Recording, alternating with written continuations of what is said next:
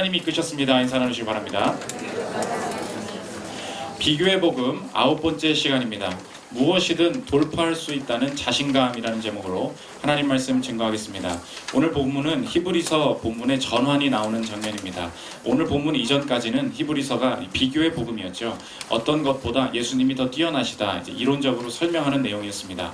오늘 본문부터는 전환이 나타나는데, 그러므로 예수님이 뛰어나심으로 우리의 삶에 실천적으로 어떻게 살아야 하는가, 그 주제, 실제적인 주제들을 다루기 시작하고 있습니다. 오늘 그 첫 번째 주제, 자신감이라는 내용입니다. 자신감이 어디로부터 오는가, 자신감 가지고 살아야 한다 이야기하고 있습니다. 2019년 마지막 예배인데 한 해가 되어가는 과정 속에 2019년 1월에 비해서 자신감이 많이 떨어진 영역들이 많이 있습니다. 잘 해보자고 했는데 열매가 없고 계속 루즈해지는 상황들도 벌어지고 우리의 많은 그 담대함들이 사라지는 모습들을 보게 된다는 것입니다. 자신감은 어디로부터 오는가, 오늘 본문이 그것을 설명하고 있습니다.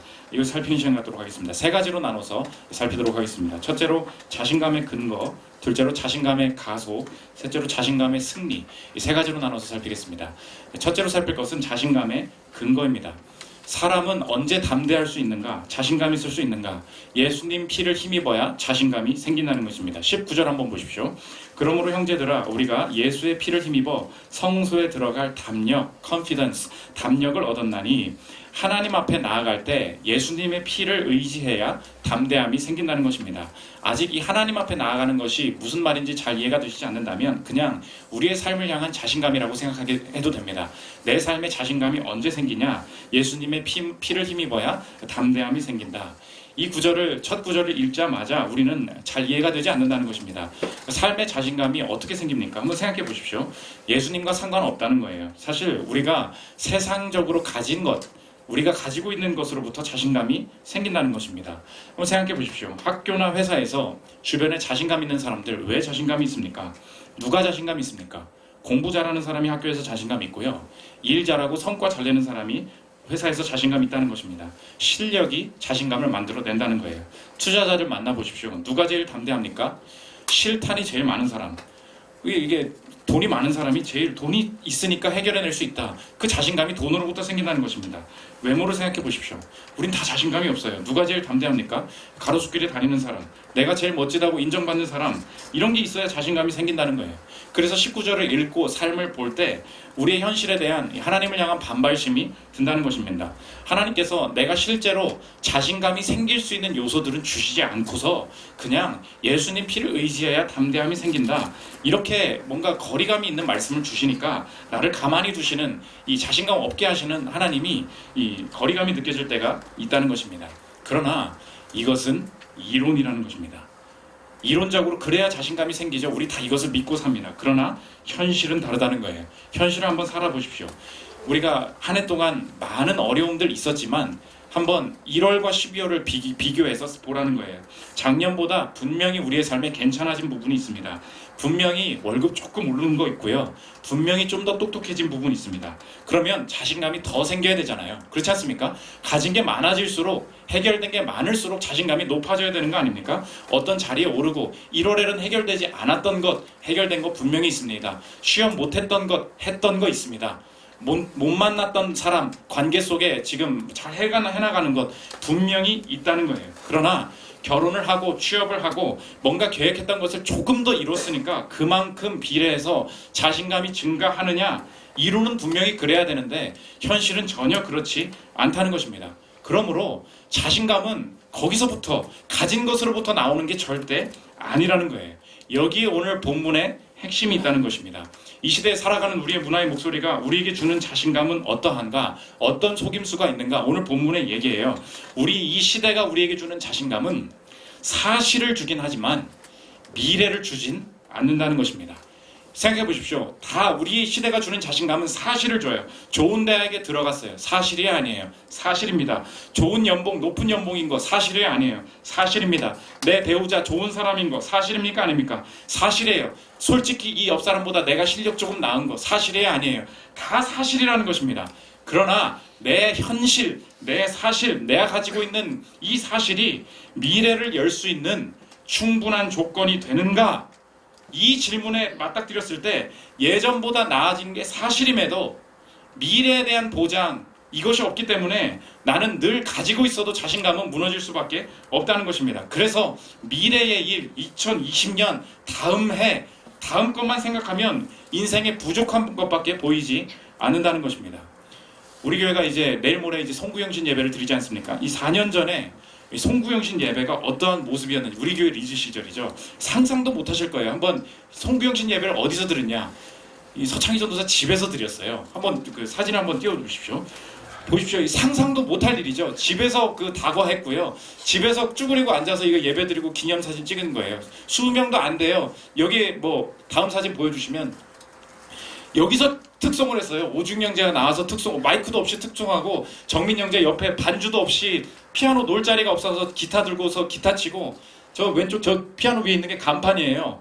저기 그냥 스티로폼으로 간판 만들어서 달고 했다고요. 한번 4년 전과 지금을 비교해 보십시오. 사실을 비교해 보자고요. 사실 가지고 나아진 게 있습니까? 없습니까? 나아졌죠. 사람이 몇 배 늘어났죠. 훨씬 더 좋은 상황 아닙니까?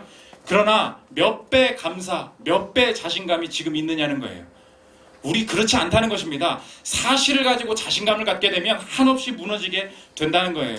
저 상황에서 우리가 과연 사실을 두고 자신감을 가지고 행할 수 있었는가 생각해 보면 그때 사람들한테 물어보십시오. 사실 가지고 행한 게 아니었다는 거예요. 뭔가 다른 게 있었다는 것입니다. 오늘 이 시대의 문화를 대적하면서 담대함의 뿌리를 성경이 다시 말하고 있는데, 담대함이 사실로부터 나오는가 착각하지 말라는 거예요. 하나님, 내가 담대함을 가질 수 있는 사실을 주십시오. 스펙을 주십시오. 절대 그렇지 않을걸? 생긴다고 자신감 생기는 게 아니라는 거예요. 가지고 있다고 자신감 생기지 않는다는 것입니다. 그래서 자신감의 근거를 사실들에서 찾으면 우리의 인생은 2020년에도 부족한 것 투성일 것입니다. 돈이 많은 것 사실인데 내가 앞으로 할 일에 비해서는 돈이 턱없이 부족해. 이거 아니에요? 내가 지금 실력이 많은 건 사실인데 이 실력 가지고 다른 일을 하기에는 내가 너무 나이가 많이 들었어. 그러기엔 내가 실력이 충분하지 않아. 좋은 몇 가지 사실을 이 시대에 알려주면서 내게 자신감을 가지라고 말을 합니다. 그러나 동시에 미래에 대한 근거, 미래의 복에 대한 조건이 주님으로부터 오는 것이 아니라 내가 가진 사실, 이 조건이 미래를 연다고 한 가지를 더 던진다는 것입니다. 미래를 주진 않기 때문에, 미래에 대해서는 조건을 걸기 때문에 두렵게 된다는 것입니다. 그래서 이 인간이 가진 이 본질적인 이 상태, 미래에 대한 두려움, 가지고 있어도 자신감이 오지 않는 이것이 오늘 본문에서는 뭐라고 해석을 하느냐? 하나님과의 단절, 이 인생 전체의 주인이 되시는 하나님과의 단절, 그 자신감을 상실했다는 이 영적인 해석을 해낸다는 것입니다. 그래서 하나님 앞에서, 세상 앞에서 내 인생이 미래를 열기에는 내 지금 현재의 상태가 불안하다, 이 느낌을 보고 죄책감, 이렇게 말합니다. 우리의 인생에 실제로 하나님과 떨어진 이 죄 때문에 하나님 앞에서 마음이 깨끗하지 못하다, 내 삶의 실력이나 돈이 충분치 못하다, 이 부족함, 죄책감, 이것이 사실 하나님과의 관계로부터 온다는 것입니다. 그래서 오늘 이 성경은 새로운 자신감을 소개하고 있는데, 자신감은 어디로부터 오느냐? 사실로부터 자신감이 나오는 것이 아니라 흔적에서부터 자신감이 나온다는 것입니다. 어떤 흔적입니까? 내 인생의 미래가 뚫린 흔적, 누군가가 돌파해 놓은 흔적, 이 돌파한 흔적을 먼저 봐야 된다는 거예요. 20절 다시 한번 보십시오. 그 길은 우리를 위하여 휘장 가운데로 열어놓으신 새로운 살 길이요, 휘장은 곧 그의 육체니라. 계속 띄워주십시오. 원래는 하나님 앞에 나아갈 때 휘장, 성막 안에 들어가려면 대제사장이 1년에 한 번 들어갈 수 있었어요. 그런데 예수님께서 이 휘장을 찢고 영적으로 하늘 성소에 들어가셨다. 휘장 가운데로, 이제 헬라어 디아, 스루라는 뜻이에요. 통과해서, 돌파해서 들어가셨다. 하나님께서 돌파해서 들어갈 수 있도록 만들어 놓으셨다. 이 돌파의 흔적, 피의 흔적을 볼 때 자신감이 생긴다는 것입니다. 미래를 얻을 자격이 어디로부터 오는가? 내 조건, 내 사실이 아니라는 거예요. 하나님께 나아갈 자격이 어디로부터 오는가? 내 지금 현재 상태가 아니라 흔적으로부터 온다는 것입니다. 누구의 흔적이요? 내가 죄를 지은 흔적이 아니라 정말 죄투성이고 어떤 장애물 투성인 내 삶에, 내 앞길에 무엇이 있는가? 누군가가 지나가는 흔적, 누군가가 돌파하는 흔적이 있다는 것입니다. 그래서 피가 묻어 있다는 거예요. 먼저 가신 흔적이 있다. 그 휘장 가운데로 뚫고 가신 예수님의 피의 흔적을 볼 때 그것을 영적으로 바라볼 때 어떤 장애물이 있든지 간에 이 길이 맞다, 여기에서도 미래가 열릴 것이다 확신할 수 있다는 것입니다. 그러므로 오늘 그래서 새롭고 산 길이라 그랬어요. A new living way. 그래서 예수님의 피에 묻어있는 길, 내 삶의 앞길에 예수님의 피가 묻어있다는 것은 그 길은 무조건 새로운 길일 것이고 그것은 무조건 living way, 살게 되는 길일 것이라는 거예요. 현재의 상황이 아니라는 것입니다. 지금 죽을 것 같이 그러므로 미래도 죽는다. 누가 그러냐는 거예요. 흔적부터라는 것입니다. 그래서 오늘 절대 이 본문은 자기계발서처럼 자신감을 가지려면 이렇게 살아야 합니다라고 얘기하는 게 아니라는 거예요.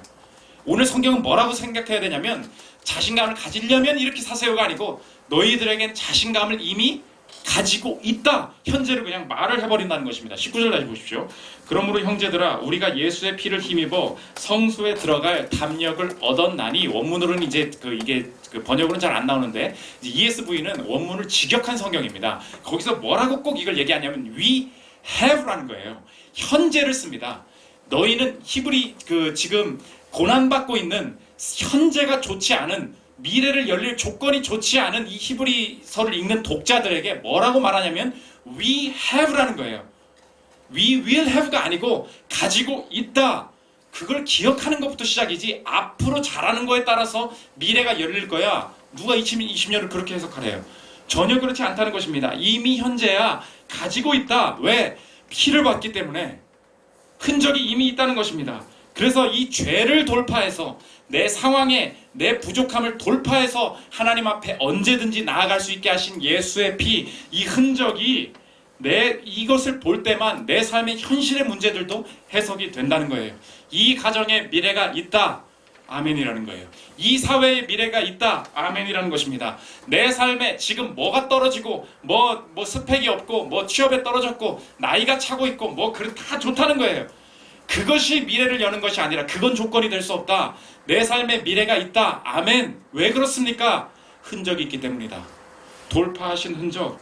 그때 조건, 내 삶이 가진 조건과 관계없는 자신감, 담대함이 생긴다는 것입니다. 그래서 예수님의 오늘 이 본문을 통한 말씀은 뭐냐면 너 삶이 오염되어 있구나. 조건에 오염되어 있구나. 이걸 보고 뭐라면 죄라 그래요. 죄 씻음을 받아야 된다. 죄 도대체 난 지금 되게 깨끗하게 하고 교회 왔는데요. 더럽다는 느낌이 무엇입니까? 내 조건 때문에 미래가 열릴 거라는 이 생각, 이 부족함, 내가 충분치 않아.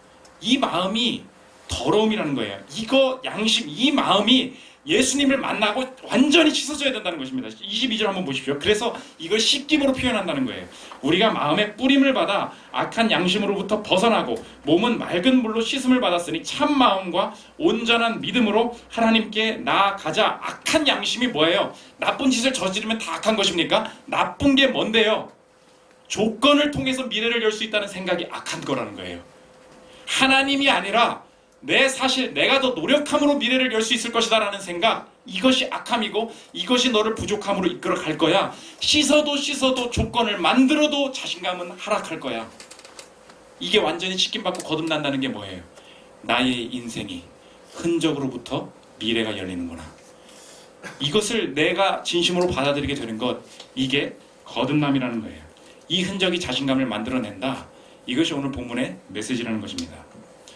두 번째 살펴볼 것은 자신감의 가속입니다. 그러면 예수 안에 이미 내가 소유하고 있는 자신감을 가지고 이걸 가지고 정말 열매를 맺어야 될 거 아니에요. 자신감을 가지고 한 해를 뚫고 나갈 때 가속을 붙이기 위해서 기억해야 될 게 무엇인가? 전혀 상상하지 못할 두 가지 권면을 하고 있습니다. 오늘 본문은 첫째는 모여야 된다는 거고, 두 번째 인내해야 된다는 거예요. 첫째로 모임인데, 모여야 너가 절대 실패하지 않고 담대함이 커질 수 있다는 거예요. 당신에게 미래가 있다는 것을 함께 모여서 열매를 거둬야 된다는 것입니다. 24절, 25절 보십시오. 서로 돌아보아 사랑과 선행을 격려하며 모이기를 패하는 어떤 사람들의 습관과 같이 하지 말고 오직 권하여 그날이 가까움을 볼수록 더욱 그리하자. 이때의 배경을 보면 이 본문이 이해가 돼요. 너무 핍박이 심한 거예요. 로마의 도시 사람들이라고 이 히브리서의 배경을 말씀드리지 않았습니까? 도시인들이었어요. 남들의 평가에 매우 민감한 존재들이었다고요. 권력이나 어떤 돈의 흐름에 매우 민감한 존재들인데, 야, 쟤 예수 믿는데 되는데 유대 사회에서 축출하고 뭔가 사회적으로 고립이 되고 돈도 못 벌고 이러다 보니까 너무 같이 모여서 뭘 하면 저 단체였어? 여러 가지 손해들이 있었다는 것입니다. 너무 힘든 거예요. 그러니까 사람들이 현실적인 신앙생활의 방법으로 이 사람들이 무엇을 제안했느냐? 아이고 목사님, 전도사님, 저 이제 못 나올 것 같아요. 저 집에서 예배 드릴게요. 저 페이스북으로 예배 드릴게요. 제가 온라인 방송, 그때 이제 온라인 이제 그렇게 했다는 거죠. 제가 카카오톡으로 제가 기도 제목 보낼게요. 이렇게 했다는 거예요. 현실적인 타겟책을 냈다는 거죠. 모임을 폐하기 시작했다는 거예요. 혼자 살아 볼게요. 그걸 주의해야 된다는 것입니다. 다 무너진다는 거예요. 그러면 안 된다. 삶이 어려울 때, 신앙생활을 지속해 나가기 어려울 때 열매 맺는, 자신감을 잃지 않고 열매 맺는 방식이 무엇이냐?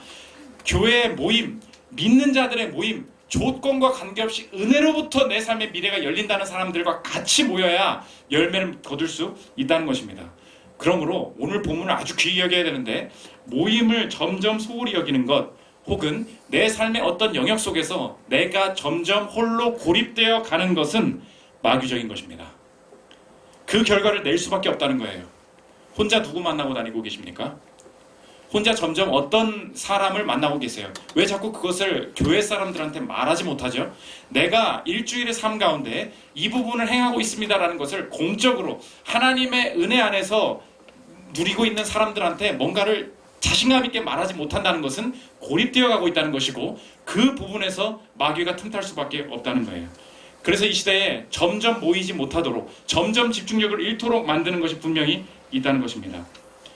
되는 집단일수록 그 모임을 중요하게 여기는데, 여러분이 모이는 곳에 여러분이 하나님이 있다는 거예요. 12월에 송년회 어디 가셨습니까?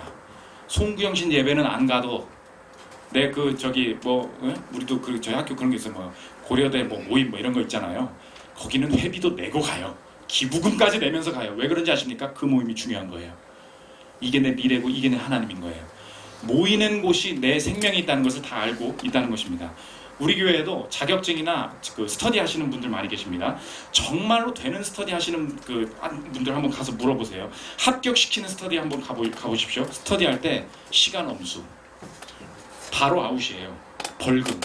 남에게 피해 주지 말라는 거예요. 우리는 이뤄내야 된다는 거예요. 저는 혼자 공부해서 합격하는데요, 그런 뜻이 아니고 신앙의 최종 열매는 공동체에서 열리게 되거든요. 내 인생의 신앙의 열매는 관계 속에서 맺힌다고요. 그런데 이 관계를 포기하고 어떻게 공동체 없이 혼자 이론으로 신앙의 열매를 맺을 수 있습니까? 안 된다는 거예요. 우리 교회에 사랑의 교회에서 도망쳐 오시는 분들이 꽤 많이 있습니다. 근데 저는 사랑의 교회 되게 좋게 평가해요. 왜냐? 제자 훈련 받은 걸 물어보니까 그거 너무 지겨워서 힘들어서 그거 끝나자마자 도망왔다는 거예요. 우리 어떤 식으로 제자 훈련을 하냐? 안 오면 벌금 낸다는 거예요. 아니 교회에서 어떻게 돈으로 이렇게 위협하고 그럴 수 있잖아요 우리가. 그런데 아니라는 거예요. 모임을 철저히 지키면 당신의 실력이 늘어납니다. 모이면 당신이 포기하지 않게 됩니다. 이거 아는 거죠? 벌금은 본질적인 게 아니에요. 그런데 본질에 영향을 주는 게 모임이라고요. 이게 진짜 신기하다는 것입니다. 아니 벌금 낸다고 모인다고 실력이 늘어납니까? 그렇지 않지. 그건 본질이 아니잖아요. 그런데 다시 생각해 보라는 거예요. 모임이 본질에 영향을 준다고요. 그래서 우리 교회에서 예배에 나오지 않는데 다른 것부터 하고 싶다. 그 요구는 철저하게 묵살하고 아무것도 들어주지 않습니다. 왜냐? 4년간의 경험이에요. 예배를 나오지 않는데 성경 공부를 하고 싶대요. 따로 만나서 저랑 이야기를 하고 싶대요. 예배부터 나오시라고요. 모임부터 한번 해보시라고요. 예배 시간 지켜서 나오는 것, 내가 전혀 모르는 사람들 믿음의 공동체의 팀 모임에 참석하는 것이 전혀 쉽지 않다는 것을 깨닫게 될 것입니다. 이거 철저히 하는 사람들 4년 동안 버텨요. 성장해 나간다는 것입니다. 가족 이야기를 해보려고 하는데, 요즘 가정은 무엇이냐? 이 결혼을 하고 가정을 꾸릴 때 우리끼리 행복하려고 결혼하는 그런 거죠. 이 모임에 대한 철학을 전혀 이해하지 못하는, 가정과 교회론이 연결되지 못하는 생각이라는 것입니다. 공동체를 통해서 이 가정이 성장해 나간다는 거예요. 행신교회를 담임하고 계시는 김관성 목사님께서 이제 하신 얘기인데, 가정에 대한 얘기입니다. 이분이 제게 좀 말이 좀 거친데 투박하신 분인데 조금 귀를 한번 들어보십시오. 결혼이라는 거 해보면 알지만 그 험난한 여정을 신랑이나 신부 두 사람에게만 그냥 맡겨두면 안 됩니다. 가정을 소중히 여긴답시고 둘만의 공간을 강조하면서 다른 사람들과의 소통을 극히 제한하는 모습으로 가다 보니 이혼이 더 증가하는 것이죠. 집을 열어야 합니다. 교회는 혈통적 가정관계를 넘어서는 자리로 부름받은 공동체잖아요. 다른 이들의 결혼 생활도 듣고 코치도 받고 정보도 나누고 교제하며 신랑과 신부 험담도 하고 그런 과정이 한 가정을 건강하게 만듭니다. 우리 둘이서 영원토록 이런 구호를 구체적인 삶의 방식으로 만들다가 가정은 병이 들고 골로 갑니다. 이어서 들어보십시오. 정교회 신학자 알렉산더 슈베만의 외침을 들어보세요. 끊임없이 자신의 이기심과 자기 만족을 십자가에 못 박지 않는 결혼, 스스로 죽고 자기 너머를 지향하지 않는 결혼은 기독교적 결혼이 아니다.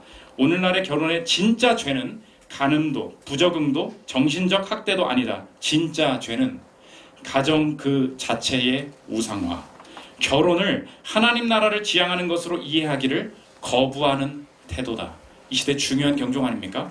다음 마지막 문단입니다. 자기 가정을 너무 소중히 하는 일이 어떤 의미에서 가정을 가장 많이 망치는 길임을 기억하십시오. 남편과 아내 두 사람은 서로에게 필요한 것을 전부 채워줄 능력과 실력이 없는 존재들입니다.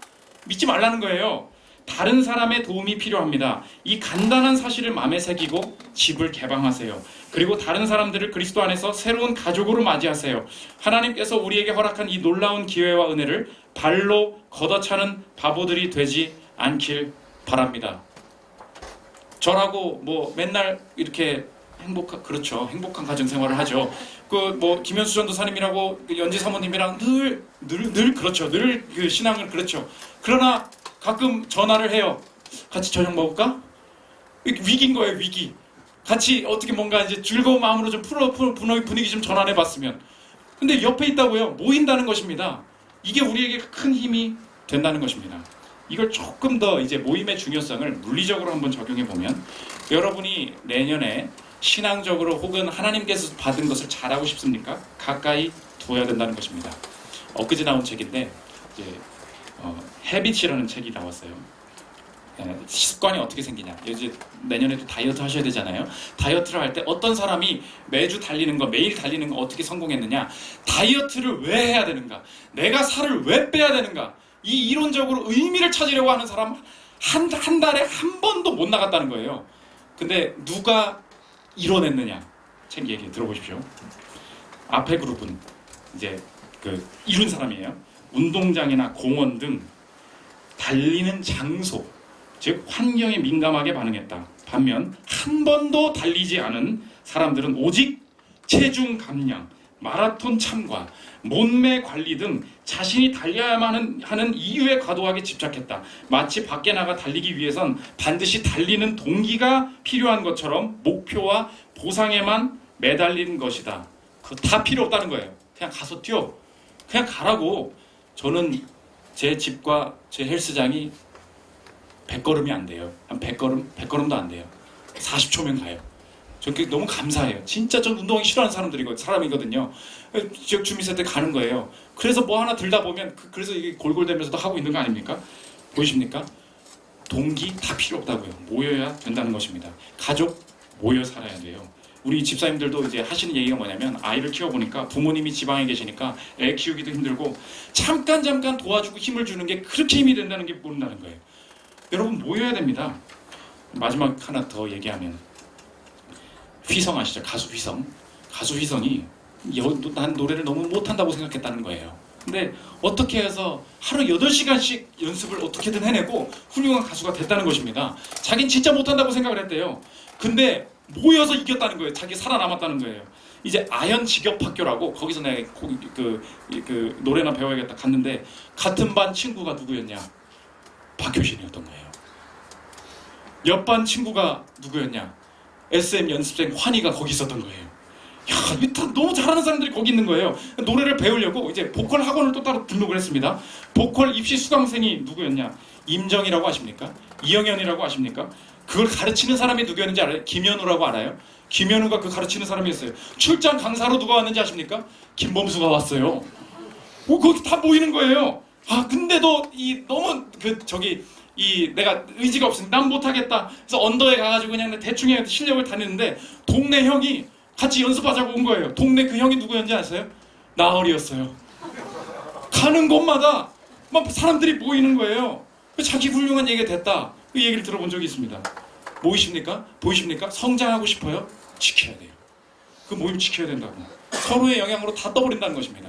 두 번째, 인내해야 된다는 것입니다. 담대함과 이 자신감과 인내는 같은 말임을 오늘 보여주는데 35절 36절 보십시오. 그러므로 너희 담대함을 버리지 말라. 이것이 큰 상을 얻게 하느니라. 너희에게 인내가 필요함은 너희가 하나님의 뜻을 행한 후에 약속하신 것을 받기 위함이라. 이 35절 36절 구조가 똑같은데 담대함 버리지 마. 담대함이 상을 얻게 할 거야. 인내가 필요해. 인내해. 그러면 약속하신 걸 받을 거야. 구조가 똑같죠? 담대해야 상을 받고 인내해야 약속하신 것 받아. 그러니까 담대함이 곧 인내라는 것입니다. 담대해야 인내할 수 있고 인내하는 것 그 자체가 자신감이라는 거예요. 그래서 성경이 말하는 인내란 무엇인가? 단순히 누가 화를 내도 참고요. 그냥 계속 가만히 버티고 있으면 복을 준다는 소리입니까? 그것이 아니고 성경이 말하는 인내란 참는 것이 아니라 상을 얻는다는 그 확신이 든 행동에 머무르는 능력이라는 것입니다. 인내가 뭐라고요? 소극적으로 그냥 내가 화내지 않고 참는 게 아니라고요. 인내란 여기에 상이 있다. 이 행동에 복이 있다. 이 방식으로 복을 주신다라고 가진 그 확신적인 생각, 그 확신하는 행동에 머무르고 지속하는 능력. 이거 하면 열매가 얻는다는 그 확신 때문에 이 행동을 계속할 수밖에 없는 그 능력. 그게 인내라는 거예요. 그래서 양심이 깨끗해진 사람, 주님께서 원하시는 방법으로 내 미래가 열릴 거야, 이것에 확신하게 되는 사람은 여러분 기도도 마찬가지입니다. 그래서 기도를 얼마나 참아야 복을 주실까요? 확신 가운데, 담대함 가운데, 인내 가운데 기도하는 사람은 느낌이 약간 달라요. 우리는 많이 기도하고 기도가 쌓이면 복을 주시겠지 이렇게 생각하는데 이미 양심이 깨끗해진 자, 자신감이 있는 자, 인내하는 자의 기도는 뭐냐면 이거 끝까지 하면 분명히 열려. 그 마음을 가지고 그냥 버티는 거예요. 언제까지 해야 되고 아니라는 거예요. 이게 맞아. 언젠지 몰라요. 어떤 방법인지도 몰라요. 근데 이 기도가 맞다고. 그 확신을 가지고 기도를 시작한다는 것입니다. 교회 구했어요. 교회 구하는데 진짜 힘들었어요. 그런데 계속 찾는 중에 진짜 여러 곳을 돌아다니는데요. 계속 현수산 전도사님이랑 저의 마음에 그게 뭐냐? 끝까지 찾는 중에 하나님이 일을 하실 거야. 그게 이미 정해진 거예요. 그러니까 매일 기도하는 거예요. 자꾸 이상한 데 보여줘서 막 진짜 공인 중에서 너무 싫어요, 이 사람이. 그래도 집에 가면 기도하는 거예요. 오늘의 삶도, 오늘의 과정도 하나님이 사용하실 걸 다 안다는 것입니다. 그래서 이 기도 과정 중에 제가 개인적으로 붙들었던 말씀이 설교 준비 때문이 아니라 35절이었다는 것입니다. 35절 다시 읽어보십시오. 그러므로 너희 담대함을 버리지 말라. 이것이 큰 상을 얻게 하느니라. 영어로 보면 confidence를 가지래요. 그런데 그거가 which has a great reward. 너가 그 인내하면 상이 오는 게 아니고 그 자신감 자체가 상이라고요. 그 자신감 안에 보상이 있다는 것입니다. 그래서 계속 기도하는데 하나님이 어디로 갈까요? 이 교회를 어떻게 제가 이끌을 섬기면 좋겠습니까? 라고 할 때마다 하나님이 그 답을 주셔야 되는데 이 35절을 읽으면서 제 마음에 기도 중에 확신이 뭐냐면 답을 구체적으로 주셔야 될 거 아닙니까? 그랬더니 하나님이 제 마음에 주시는 확신은 창이야, 담대해. 그 말밖에 자꾸 안 주시는 거예요. 담대해. 지금 쫓겨나게 생겨. 담대. 그렇게 하고 또 나간 거예요. 그렇게 사는 거예요. 하나님 그렇게 이끄신다는 것입니다. 자신감이 뭐라고요? 인내라고요. 그 하나님과의 관계 속에 오는 자신감, 그게 인내를 만들어 낸다는 것입니다. 그러므로 새해에 어떻게 해야 되겠습니까? 외부적으로는 모여야 돼요. 그게 내 인생의 복입니다. 내면적으로는 인내해야 된다는 거예요. 이 자신감이 내 삶에 하나님께서 원하시는 행동과 생각에 머무르는 능력, 머무르는 기도 시간이 있으십니까? 머무르는 성경 읽기가 있습니까? 머무르는 묵상이 있으십니까? 그 머무름이 사실 자신감이라는 거예요. 여기서 열매가 맺힌다는 것입니다. 마지막 세 번째, 자신감의 승리입니다. 내가 걷는 이 길에 아무리 다짐을 해도 계속해서 우리가 자신감이 생기진 않습니다. 그럼에도 불구하고 자신감이 무너진 상황들을 많이 경험할 때에도 내가 무너졌음에도 내 미래의 승리가 여전히 존재함을 어떻게 알 수 있는가? 다들 모이지 못했고 인내하지 못했고 떠나갔던 곳에서 홀로 담대함으로 버티신 한 분을 보면 알 수 있다는 것입니다. 요한복음에서 예수님이 이제 체포되시기 전에 제자들에게 나 이제 체포될 거야 이런저런 얘기를 하는데, 그럼 뭐라 그랬어요? 모여야 된다 그랬잖아요. 근데 제자들이 위기가 다가오니까 모이기를 싫어하기 시작한다는 거예요. 그때부터 분열이 일어나는데, 마지막에 지켜줄 줄 알았는데 다 떠나는데 떠난 상황에서 담대함을 잃지 않으신 분이 예수님이시라는 것입니다. 요한복음 16장 32절 33절 보십시오. 보라, 너희가 뭐래요? 다 각각 제 곳으로 흩어지고 나를 혼자 둘 때가 오나니 벌써 왔도다. 니네 이제 갈 거라는 거예요. 그러나 내가 혼자 있는 것이 아니라 아버지께서 나와 함께 계시느니라. 이것을 너희에게 이르는 것은 너희로 내 안에서 평안을 누리게 하려 함이라. 세상에서는 너희가 환난을 당하나 담대하라. 내가 세상을 이겨노라. 담대하라. 다른 번역 안심하라. 담대하라. 안심하라. 주님은 내가 이 제자들과 같이 모임 떠난 것, 주님 떠난 것 알고 계셔요. 스스로 잘 살아보겠다고 하다가 더 많은 죄에 빠지고 인내하지 못한 것, 인내와 자신감이 연결되어 있었다는 것 다 알고 계십니다. 그럼에도 불구하고 내 인생의 자신감이 한없이 무너지고 하나님으로부터 떠난 것 같은 부족감과 더러움을 느낄 때마다 다시 한번 주의 이름을 부를 수 있는 이유가, 그 자신감의 근거가 어디에 있습니까? 마찬가지라는 거예요. 내게 있지 않고 내가 떠났고 주를 떠난 상황에서도 담대하게 내 인생, 내 영혼의 문제를, 영생을 주시기 위하여 십자가를 떠나지 않으시고 홀로 아버지가 나와 함께 계시다라는 그 한 가지 믿음만으로 담대하셨던 그분이 나를 위하여 십자가에 매달리시고 나를 위하여 영생을 내어주신 분이 나와 여전히 함께 계시다는 것을 안다면 나는 이제 일주일간의 삶도 다르게 해석되겠다. 다른 사람들은 다 나를 떠나도 내가 조건이 맞지 않아서, 다른 사람들과 외모나 실력이나 스펙이 맞지 않아서 이 시대의 사람들은 나를 거부하는 것 같지만, 내가 그럴 때 홀로 하나님을 떠나 나를 인정하는 어떤 죄를 지어가면서 내가 이 세상의 조건을 맞추려고 다른 사람들을 만나가면서 내 인생의 외로움과 이 자신감을 회복하려고 하지 않겠다. 여전히 함께 계셨던 그분이 나와 함께 계심으로 담대하라, 안심하라. 주님께서 여전히 함께 계신 그 임재가 내게 여전히 흐르고 있음을 확신하고 믿음의 사람들과 끝까지 함께 모이고 내게 주신 행동과 바른 생각들 가운데 인내하면서 자신감 가운데 내 삶에 주실 회복과 역전을 누리리라. 이 은혜가, 이 담대함이 회복될 수 있다는 것입니다. 저 여러분, 사실 속에 자신감이 있지 않습니다. 깨끗게 하신 주님을 다시 사랑함으로 이 상황 속에서도 날 건지실 주의 영원한 사랑 가운데 머무름으로 자신감 속에 삶의 열매를 거두시는 저 여러분들 되시기를 기도합니다. 주님 마음 내게 주셔서 찬양하고 자신감의 회복을 놓고 기도하는 시간 갖도록 하겠습니다. 보소서 주님, 보소서 주님,